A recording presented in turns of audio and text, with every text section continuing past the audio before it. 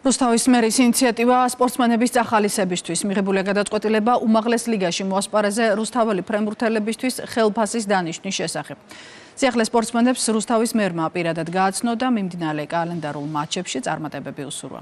ამ დროისთვის ქალაქის მერის სტიპენდიით 115 წარმატებული სპორტსმენი და 40 მწვრთნელი სარგებლობს. გაგვახარეს და დაგვენიშნა ხელფასი.